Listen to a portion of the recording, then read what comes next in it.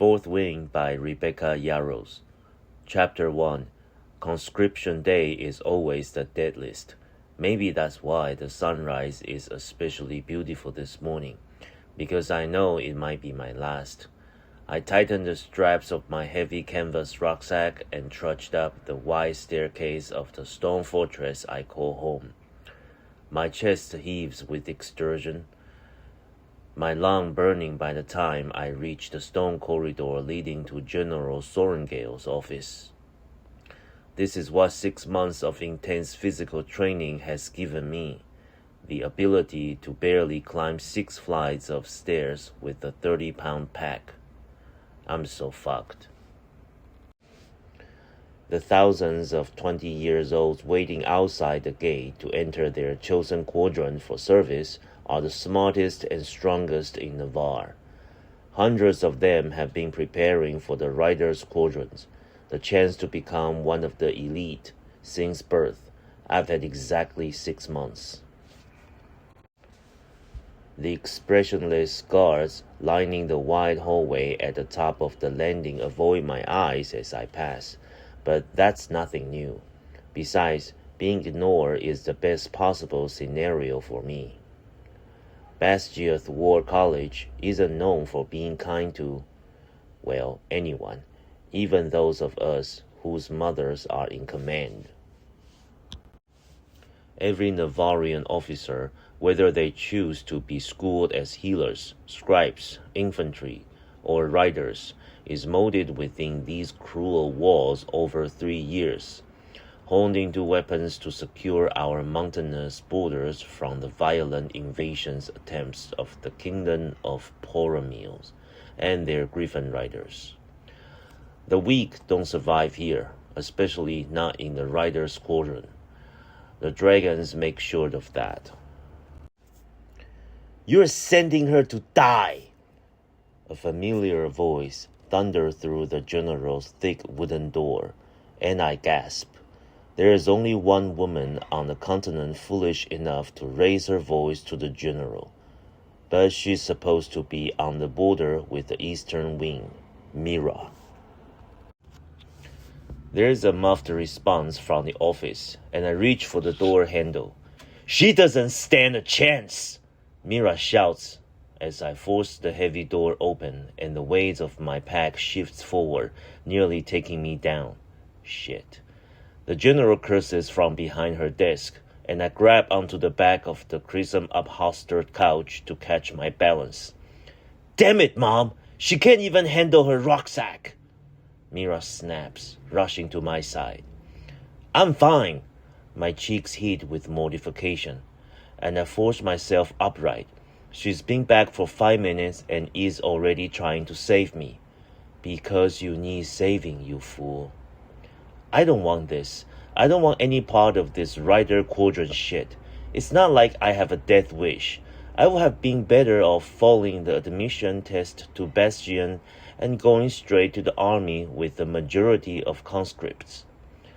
But I can handle my rucksack, and I will handle myself.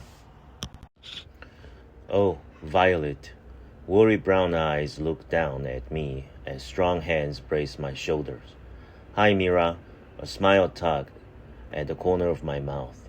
She might be here to say her goodbyes, but I'm just glad to see my sister for the first time in years.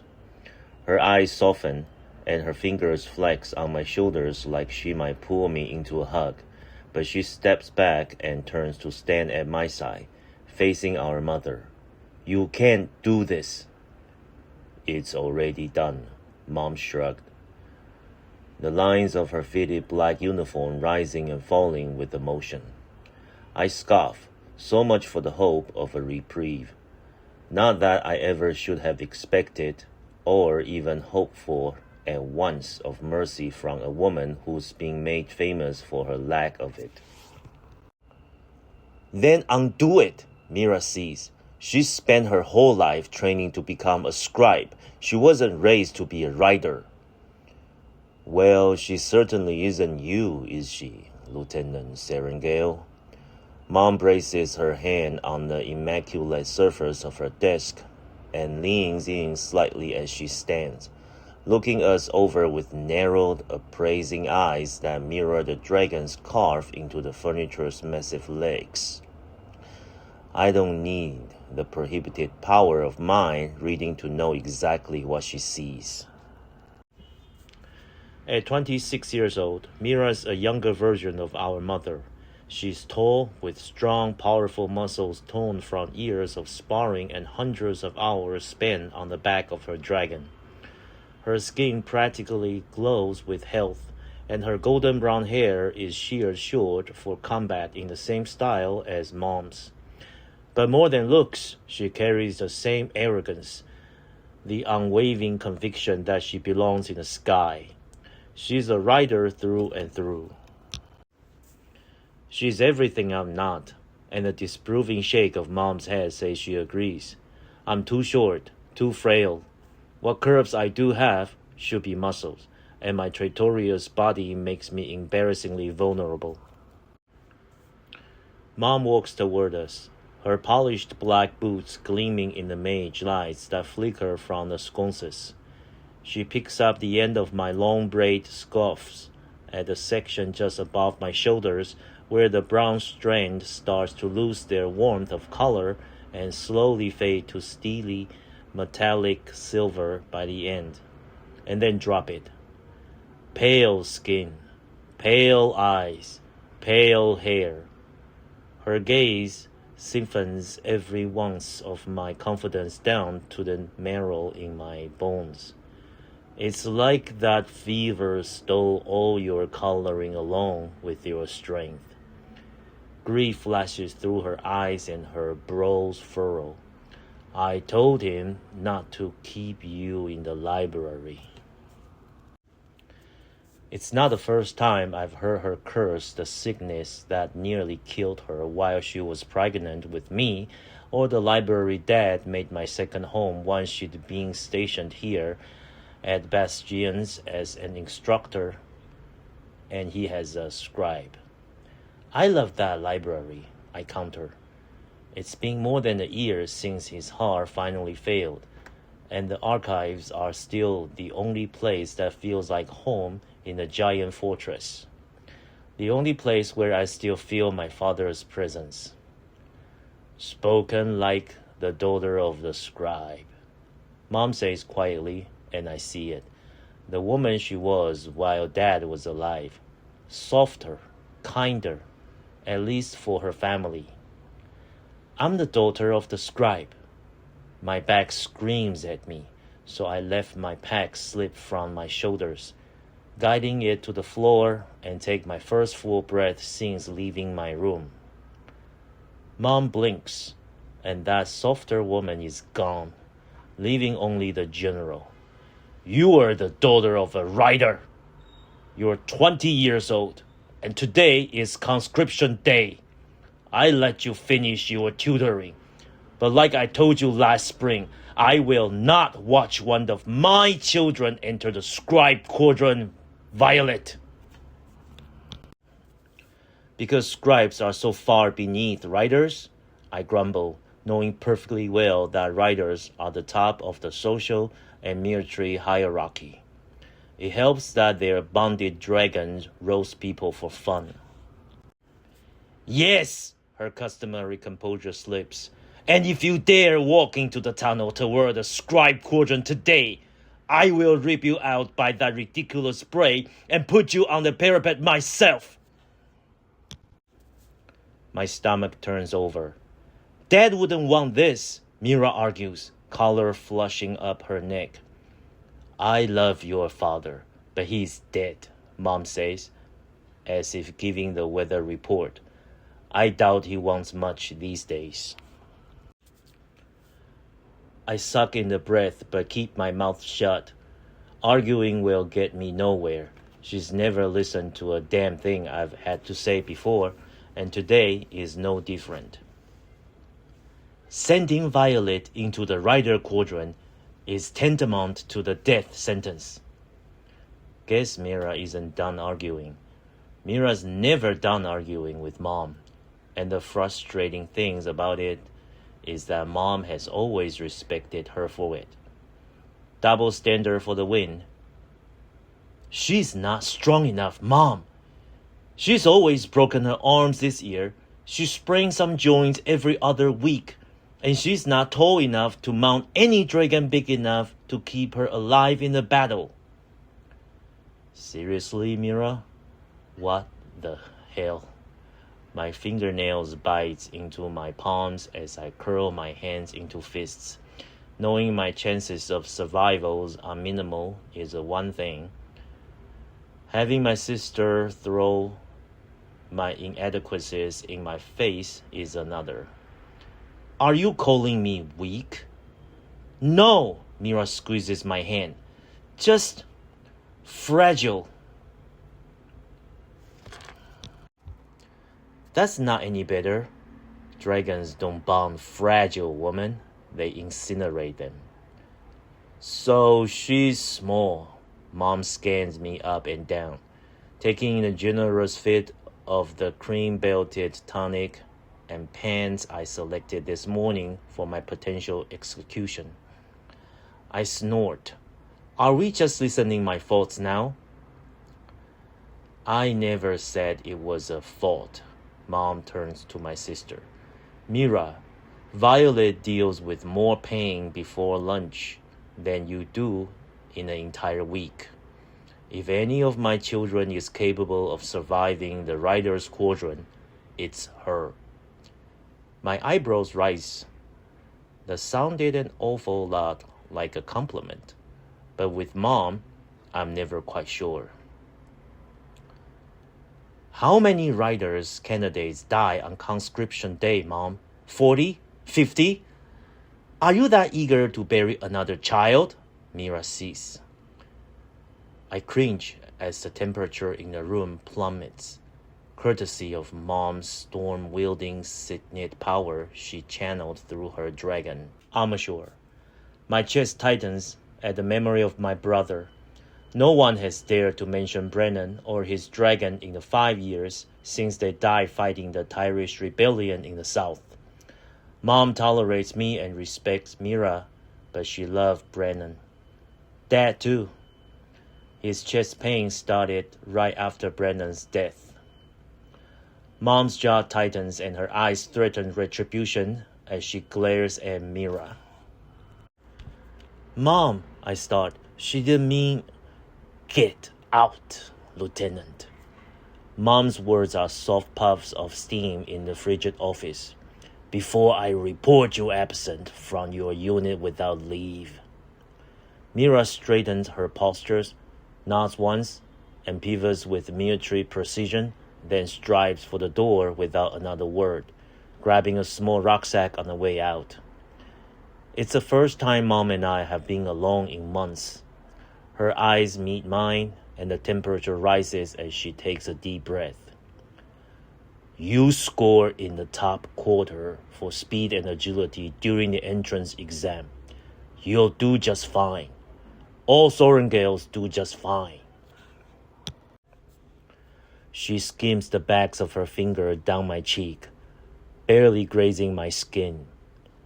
So much like your father, she whispers before clearing her throat and backing up a few steps. Guess there are no meritorious services to award for emotional availability. I won't be able to acknowledge you for the next 3 years, she says, sitting back on the edge of her desk. Since, as commanding general of Bastille, I'll be your far superior officer. I know.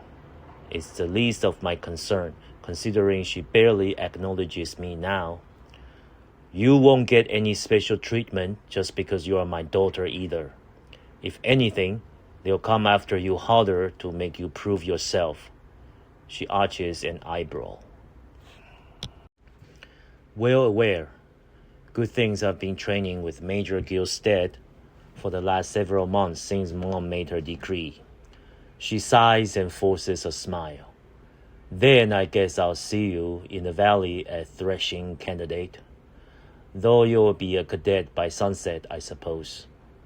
Or dead. Neither of us says it. Good luck, candidate Serengale. She moves back behind her desk, effectively dismissing me. Thank you, General.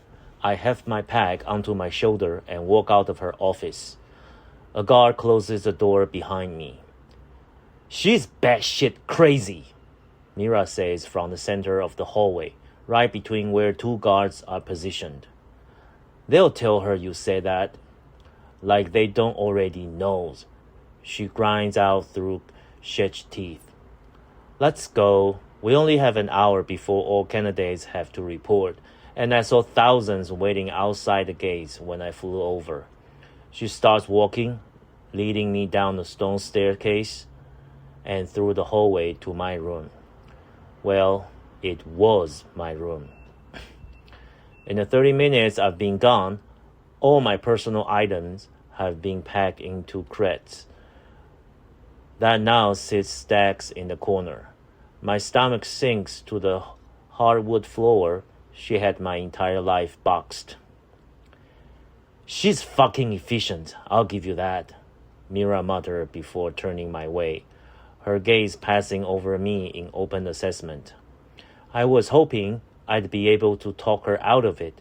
You were never meant for the Rider Quadrant. So you've mentioned. I lifted an eyebrow at her, repeatedly. Sorry, she winced, dropping to the ground and emptying her pack. What are you doing? What Bremen did to me, she says softly, and grief lodges in my throat. Can you use a sword? I shake my head. Too heavy. I'm pretty quick with daggers, though. Really damn quick. Lightning quick. What I lack in strength, I make up for in speed. I figure. Good. Now drop your pack and take off those horrible boots. She sorts through the items she's brought, handing me new boots and a black uniform. Put these on. What's wrong with my pack?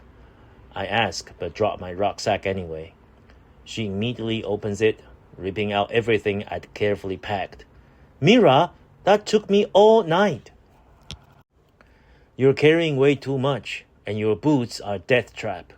You'll slip right off the parapet with those smooth soles. I had a set of rubber-bottom rider boots made for you, just in case. And this, my dear Violet, is the worst case.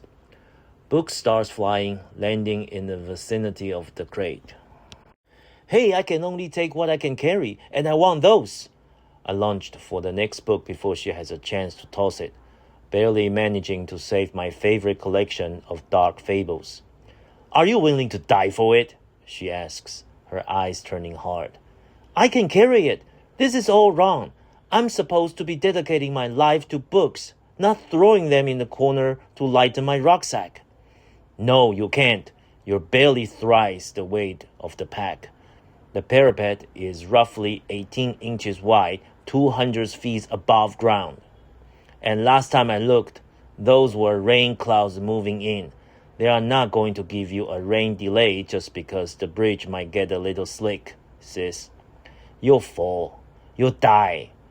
Now, are you going to listen to me? Or are you going to join the other dead candidates at tomorrow morning's roll call? There is no trace of my older sisters in the rider before me. This woman is shrewd, cunning, and a touch cruel. This is the woman who survived all 3 years with only one scar, the one her own dragon gave her during threshing. Because that's all you'll be. Another tombstone, another name scorched in stone. Ditch the books. Dad gave this one to me, I murmured, pressing the book against my chest. Maybe it's childish, just a collection of stories that warn us against the lure of magic and even demonized dragon, but it's all I have left. She sighs. Is it that old book of folklore about dark-wielding vermin and their wyvern? Haven't you read it 1,000 times already? Probably more, I admit, and they're venom, not vermin. Dad and his allegories, she says. Just don't try to channel power without being a bonded rider, and Red Eye Monster won't hide under your bed, waiting to snatch you away on a 2-legged dragon to join the Dark Army. She retrieved the last book I packed from the rucksack and hands it to me. Ditch the books. Dad can save you. He tried. I tried. Decide, Violet. Are you going to die a scribe or live as a writer? I glance down at the books in my arms and make my choice. You're a pain in the ass. I put the fables in the corner, but keep the other tomes in my hands as I face my sister. A pain in the ass who is going to keep you alive. What's that one for? She challenges. Killing people. I hand it back to her. A slow smile spreads across her face. Good. You can keep that one. Now, get changed while I sort out the rest of this mess. The bell rings high above us. We have 45 minutes. I dress quickly, but everything feels like it belongs to someone else, though it's obviously tailored to my size. My tunic is replaced by the tight-fitting black shirt that covers my arms, and my breathing pants are exchanged for leather ones that hug every curve. Then she laces me into a vest-style corset over the shirt. Keeps it from rubbing, she explains. Like the gear riders wear into battle. Have to admit, the clothes are pretty badass, even if I feel like an imposter. God, this is really happening. Exactly, because that's what you are doing, going into battle. The combination of leather and the fabric I don't recognize covers me from collarbones to just below my waist, wrapping over my breast and crossing up and over my shoulders. I finger the hidden sheath sewn diagonally along the rib cage. For your daggers. I only have 4. I grab them from the piles on the floor. You'll earn more. I slide my weapons into the sheaths, as though my ribs themselves have become weapons. The design is ingenious. Between my ribs and the sheaths at my thighs, the blades are easily accessible. I barely recognize myself in the mirror. I look like a writer. I still feel like a scribe. Minutes later, half of what I packed is piled onto the crates. She's repacked my rucksack, discarding anything deemed unnecessary and almost everything sentimental, while word vomiting advice about how to survive in the quadrant. Then she surprises me by doing the most sentimental thing ever, telling me to sit between her knees so she can braid my hair into a crown. It's like I'm a kid again instead of a full-grown woman, but I do it. What is this? I test the material just above my heart, scratching it with my fingernail. Something I designed, she explains, tugging my braid painfully tight against my scope. I had it specially made for you, with Chernon scales sewn in, so be careful with it. Dragon scales? I jerk my head back to look at her. How? Chernon is huge. I happen to know a writer whose power can make big things very small. A devious smile plays across her lips, and smaller things much, much bigger. I roll my eyes. Mira's always being more vocal about her men than I have been about all 2 of them. I mean, how much bigger? She laughs, then tugs on my braid. Head forward. You should have cut your hair.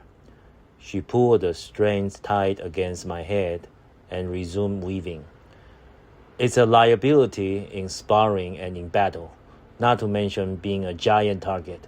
No one else has hair that fades out to silver like this, and they'll always be aiming for you. You know very well the natural pigment seems to gradually abandon it, no matter the length. My eyes are just as indecisive, a light hazel of varying blue and embers that never seem to favor either actual color. Besides, other than everyone else's concern for the shade, my hair is the only thing about me that's perfectly healthy. Cutting it would feel like I'm punishing my body for finally doing something well, and it's not like I feel the need to hide who I am. You're not. Mira yanked on my braid, pulling my head back, and our eyes locked. You are the smartest woman I know. Don't forget that. Your braid is your best weapon. Outsmart them, Violet. Do you hear me? I nod, and she loosened her grip, then finished the braid and pulls me to my feet as she continued to summarize years of knowledge into 15 harried minutes, barely pausing to breathe. Be observant.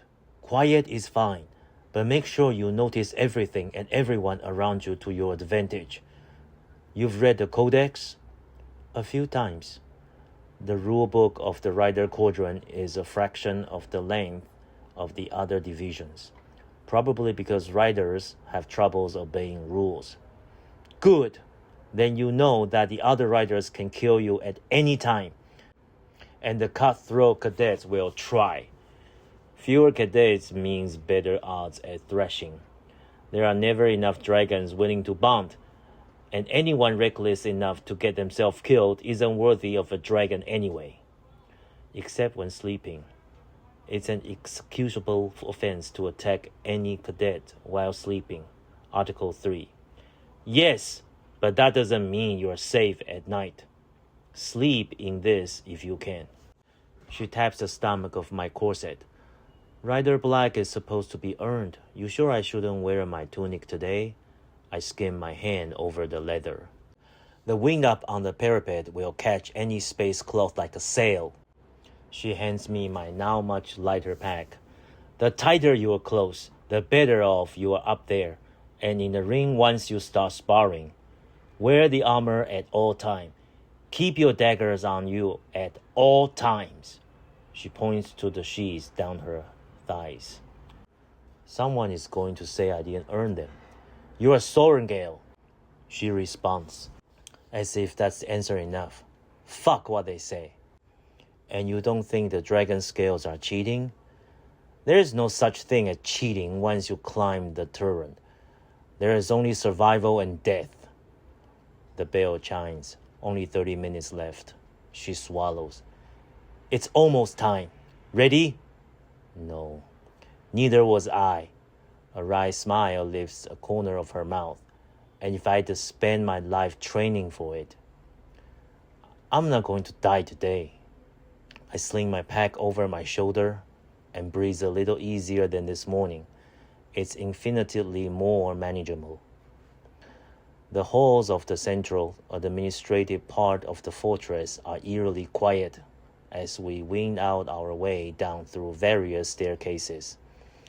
But the noise from outside grows louder and lower we descend.